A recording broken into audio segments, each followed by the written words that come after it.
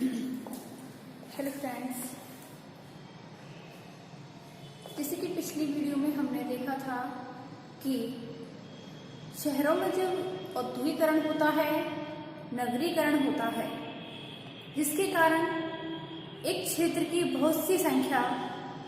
जनसंख्या शहरों की तरफ पलायन कर जाती है। शहरों के पलायन कर जाने से शहरों में काफी समस्याओं का सामना करना पड़ता है। जैसे सबसे पहले उनको समस्या होती है मलिन बस्तियों में रहने की समस्या, यानी कि आवास की समस्या होती है कि रहें कहाँ। तो जो वो लोग गरीब होते हैं उनके पास उचित साधन नहीं होते, जिसके कारण कि वो कहीं किराए का मकान ले सकें, क्योंकि वो लोग बोझा ढोने का, ठेला लगाने का, मजदूरी का कार्य करते हैं और उन लोगों को जो शारीरिक श्रम करते हैं उन लोगों को मजदूरी के बदले में कम वेतन दिया जाता है। जब उनको कम वेतन प्राप्त होता है तो उनकी क्षमता नहीं होती कि वो नगर में या शहरों में कहीं किराए का मकान ले लें, क्योंकि आपको पता होगा कि शहरों में किराए का जो मकान लेते हैं तो उनका किराया बहुत अधिक होता है और सुविधाएं ना के बराबर होती हैं। तो जो मजदूरी करने वाले लोग होते हैं उनकी आय का एक बहुत बड़ा हिस्सा किराए में चला जाता है, जिससे कि उनको पालन पोषण में, खाने पीने में, कपड़ों की सुविधा उपलब्ध नहीं हो पाती। इस कारण वो किराए का मकान ना लेकर के एक कई खाली जगह पड़ी रहती हैं, वहां पर झुग्गी झोपड़ियां बनाकर, 3 टप्परों की कच्ची दीवारों का मकान बनाकर, मतलब कमरा से बनाकर रहने लगते हैं। और जब बहुत से लोग उस जगह पर रहने लग जाते हैं अपनी अपनी कच्ची झोपड़ियां बना करके, तो उस जो बस्ती होती है, वह जो क्षेत्र होता है, बस्ती के नाम से, मलिन बस्ती के नाम से या गंदी बस्तियों के नाम से जाना जाता है, क्योंकि वहां पर कूड़े करकट के ढेर लगे होते हैं। आसपास जो गड्ढे होते हैं, गंदगी होती है, वहां पर गंदा पानी भरा रहता है। उस क्षेत्र में ना तो पानी की सुविधा होती है, ना बिजली की सुविधा होती है, ना ही सड़कें होती हैं, ना ही गंदगी को साफ करने की कोई व्यवस्था होती है। जो इस क्षेत्र में रहने के कारण वहां पर शौचालय भी नहीं होती, जिससे कि जो गंदी बस्तियों के जो लोग होते हैं, इन बस्तियों के लोग जो होते हैं वो अपनी बस्तियों के बाहर जाकर के ये कार्य करते हैं, जिससे कि उस बस्ती का क्षेत्र, उस बस्ती का जो वातावरण होता है बहुत ही दुर्गंधपूर्ण हो जाता है। तो इस परिस्थिति के कारण वहाँ के जो लोग होते हैं, वहाँ के लोगों का जो जीवन होता है बहुत ही दुखमय होता है और उन लोगों का स्वास्थ्य दिन ब दिन गिरता चला जाता है, क्योंकि वहाँ का पर्यावरण जो होता है, वहाँ का वातावरण जो होता है बहुत ही दूषित होता है। तो स्टूडेंट्स, आज की वीडियो हमारी है जो मलिन बस्तियां होती हैं इनके सुधार करने के लिए, इनमें कुछ सुधार लाने के लिए सरकार ने क्या क्या प्रयत्न किए हैं। आज हम अपनी वीडियो में ये देखते हैं कि सरकार ने इन गंदी बस्तियों के सुधार हेतु गंदी बस्तियों को किस तरह से साफ किया जाए, या जो गरीब लोग हैं उनको आवास की सुविधा किस प्रकार से प्रदान की जाए, इस बारे में आज हम चर्चा करते हैं। तो सबसे पहले हमारे राज्य सरकार है या देश की सरकार है, उन्होंने सबसे पहले बताया है राष्ट्रीय आवास निधि 1994 के अनुसार, यानी कि भारतीय सरकार के द्वारा राष्ट्रीय आवास योजना चलाई गई है, जिससे कि जो गंदी बस्तियों के लोग हैं, जो कि शहरों में गंदी बस्तियों में रहने के लिए मजबूर होते हैं, उनके लिए सरकार ने क्या क्या उपाय किए हैं। तो अधिकांश जो लोग होते हैं भारत के जो विभिन्न नगरों में होते हैं, उनका अधिकतर जो लोग होते हैं वो झुग्गी झोपड़ियों में ही रहते हैं, क्योंकि उनका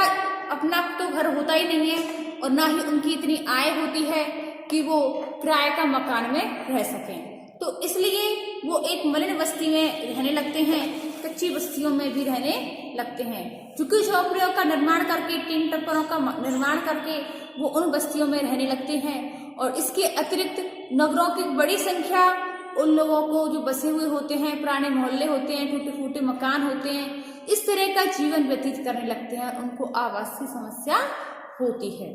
तो मलिन बस्तियों को सुधार करने के लिए और उनका उन्मूलन करने के लिए सरकार ने 1956 से ही कार्य करने प्रारंभ कर दिया। कि सन 1956 में ही सरकार ने इन लोगों के लिए आवास की सुविधा के लिए कार्य करना प्रारंभ कर दिया, परंतु ये कार्य सफल नहीं हुआ। धीरे धीरे इस कार्य के लिए और बढ़ावा दिया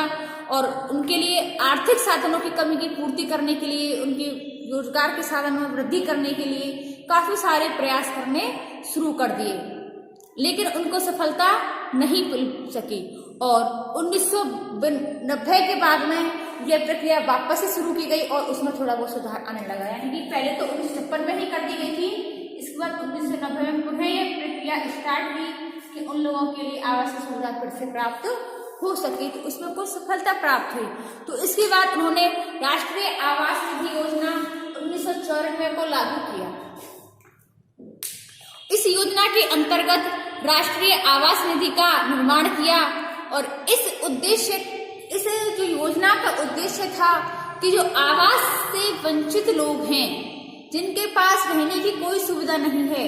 उन लोगों को मकान की सुविधा उपलब्ध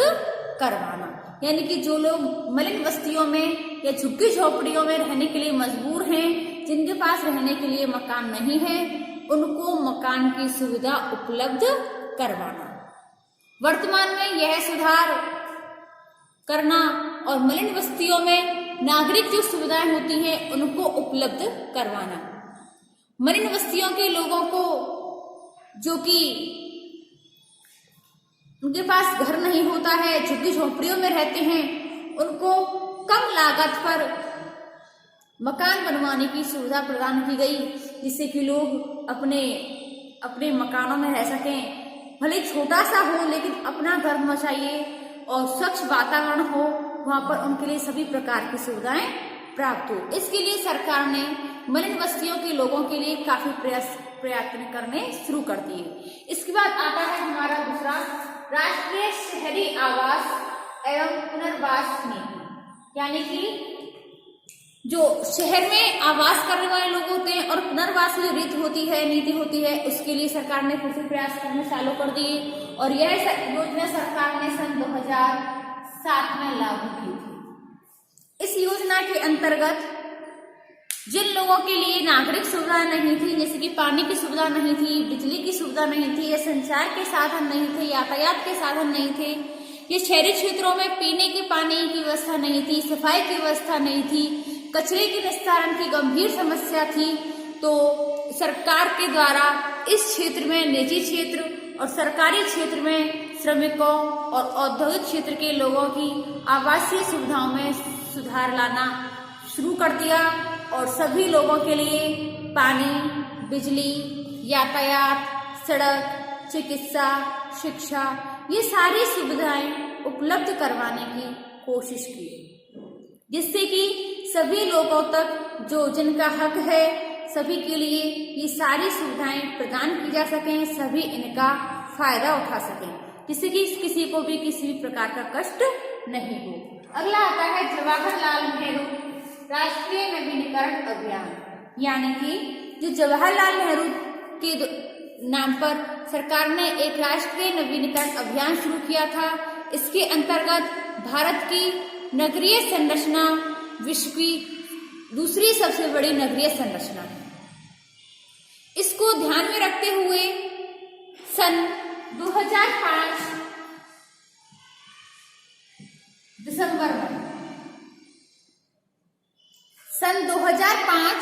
दिसंबर में भारत में यह अभियान इस उद्देश्य के द्वारा आरंभ किया गया कि नगर के सभी क्षेत्रों में जो कि अधिक निर्धन लोग हैं, उनको आवास की सुविधाओं के साथ साथ नगर की आवासीय संरचना में सुधार लाया जाए। और यह अभियान 2012 तक पूरा करना था, लेकिन 2014 तक बढ़ा दिया, क्योंकि 2012 तक यह कार्य संपन्न नहीं हुआ। तो इस योजना के अंतर्गत जो लोग बहुत गरीब हैं, बहुत निर्धन हैं, जो कि अपना मकान नहीं बना सकते हैं, उनके लिए सरकार ने जवाहरलाल नेहरू योजना के अंतर्गत यह योजना चलाई गई कि जो लोग बहुत निर्धन हैं, अत्यधिक निर्धन हैं, जिनके पास रहने की सुविधा नहीं है, आवास नहीं है, उनके लिए मकान की सुविधाएं उपलब्ध करवाई जाए, जिससे कि जो मलिन बस्तियों के लोग हैं वो अपने घर में रह सकें। अगला आता है शहरी गरीब आवास के लिए ब्याज छूट योजना, यानी कि शहर में जो रहने वाले गरीब लोग हैं, जिनके पास रहने की सुविधा नहीं है, जिनके पास रहने का मकान नहीं है, उन निर्धन लोगों के लिए दीर्घकालीन ऋण दिया जाता था। यानी कि लंबे समय के लिए पैसा दिया जाता था और वह ऋण आर्थिक मदद होता था, यानी कि जो सरकार होती थी उनके लिए आर्थिक मदद करती थी, मतलब कि उधार पैसे देती थी, जिससे कि लंबे समय में जैसे कि उनके पास पैसा आता चला जाए वो आराम से चुका सकें उस ब्याज के लिए। और मकान बनाने के लिए 5% ब्याज पर आवास के लिए 1 लाख रुपए तक के ऋण की व्यवस्था की गई। और इस जो योजना थी इसमें काफी सारी कमियां थी, जैसे कि लोग जो होते हैं वो 5% ब्याज पर पैसा नहीं ले सकते, क्योंकि जो गरीब लोग होते हैं तो पैसा चुकाएंगे कि ब्याज चुकाएंगे। तो इस प्रकार से ये योजना में काफी सारी कमियां रही। जिन कमियों के कारण यह योजना सफल नहीं हो सकी। अगला आता है निम्न लागत की स्वच्छता योजना। निम्न लागत यानी कि कम लागत की स्वच्छता योजना, और यह योजना चलाई गई थी हमारी 2011 के अंतर्गत। तो 2011 के जनगणना के अनुसार नगरीय क्षेत्रों की बस्तियों में जो लोग 2 लाख से भी अधिक हैं और परंपरागत ढंग से शुष्क शौचालय पाए गए हैं, उन लोगों की संख्या भी बहुत अधिक पाई गई, जिन लोगों के पास में कोई शौचालय नहीं थे। और इस दशा में सुधार करने के लिए सरकार को विशेष आर्थिक साधन उपलब्ध कराए गए, जिससे कि मलिन बस्तियों को स्वच्छ बनाया गया, जिससे कि शौचालय नहीं होते, जिससे कि घर के सभी सदस्य अपनी बस्तियों से बाहर जाकर शौच किया करते थे, जिससे कि वहां का वातावरण, वहां का पर्यावरण दूषित हो जाता था, वातावरण दुर्गंधपूर्ण होता था, जिसके कि सारे दिन दुर्गंधपूर्ण वातावरण में रहेंगे तो व्यक्ति का स्वास्थ्य दिन ब दिन गिरता चला जाता है, वह बीमारी के शिकार हो जाते हैं। तो इस समस्या के समाधान के लिए सरकार ने शौचालयों की व्यवस्था के लिए आर्थिक मदद की, जिससे कि प्रत्येक के घर में शौचालय हो, ये सार्वजनिक शौचालय की सुविधा करवाई गई, जिससे कि व्यक्ति वहां बस्ती से बाहर शौच क्रिया ना करके अपने अपने घरों में शौचालयों में ये कार्य करें। तो इसलिए सरकार ने समय समय पर काफी सारे प्रयत्न किए कि मलिन बस्तियों का वातावरण स्वच्छ हो। अगला आता है शहरी भूमि सीमा कानून। शहरी भूमि सीमा कानून यानी कि जो मलिन बस्तियों के जो लोग होते हैं, जो निवासी होते हैं, वो आवास के लिए भूमि उपलब्ध करवाने के उद्देश्य से सरकार द्वारा शहरी भूमि सीमा कानून लिया गया। और इसका उद्देश्य नगरों में निर्धारित से अधिक भूमि का सरकार द्वारा अधिग्रहण करके उन लोगों को वितरित करना है जिन लोगों के पास भूमि नहीं है या जिन लोगों के पास आवास नहीं है, रहने की कोई सुविधा नहीं है। यानी कि शहरों में जो काफी सारी खुली जमीन होती है तो सरकार ने वो जमीन अपने अधीन अधिग्रहित कर ली और उन लोगों को बांटा जो मलिन बस्तियों में रहते हैं, गंदी बस्तियों में रहते हैं, जिनके पास रहने के लिए अपना कोई आवास नहीं है और वो मलिन बस्तियों में रहने के लिए विवश हैं। तो सरकार द्वारा ऐसे लोगों के लिए भूमि वितरित की गई, उनके लिए आवास की, मकान की, रहने की सुविधा प्रदान की गई। अगला आता है वाल्मीकि अम्बेडकर आवास योजना। तो इस योजना के अंतर्गत सन 2001 से केंद्र सरकार के द्वारा यह योजना आरंभ की गई और इस उद्देश्य का इस योजना का मुख्य उद्देश्य है कि मलिन बस्तियों में रहने वाले जो लोग होते हैं उन लोगों को मकान की व्यवस्था करना, उनकी आवासीय दशाओं में सुधार लाना है। और इस योजना से संबंधित जो दूसरी योजना है उसका नाम है निर्मल भारत अभियान।